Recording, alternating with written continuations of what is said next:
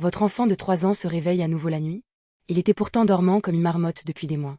Vous paniquez en vous disant, on a tout perdu, il faut tout recommencer. Respirus. C'est ce qu'on appelle la régression du sommeil à 3 ans. Et contrairement aux idées reçues, ce n'est pas une fatalité. Et surtout, ce n'est pas de votre faute.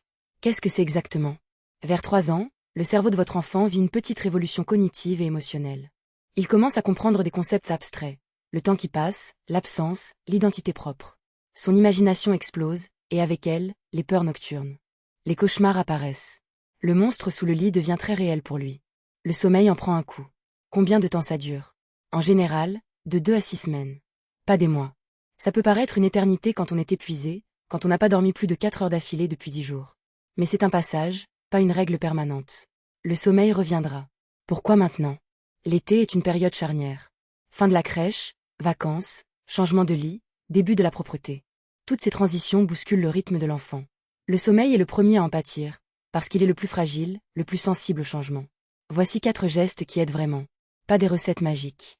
Des repères concrets. Premier geste, garder le cadre du coucher. Ne pas rallonger la routine, ne pas céder sur les horaires. C'est le repère qui rassure votre enfant, même s'il proteste, même s'il pleure. Le cadre dit, tout va bien, la nuit est normale. Deuxième geste, accueillir l'émotion sans la nourrir. S'il pleure, restez avec lui, dites-lui que vous êtes là. Pas besoin de le prendre dans le lit conjugal. Votre présence suffit. Le message, je suis là, mais la nuit c'est pour dormir. Troisième geste, valider la peur, pas l'aggraver. Dites, je comprends que tu aies peur du noir. Le noir, c'est juste l'absence de lumière. Demain, le soleil revient. Ne dites pas, oh oui, c'est effrayant le noir. Vous renforceriez la peur. Quatrième geste, tenir bon, même épuisé. La cohérence vaut mieux que l'improvisation.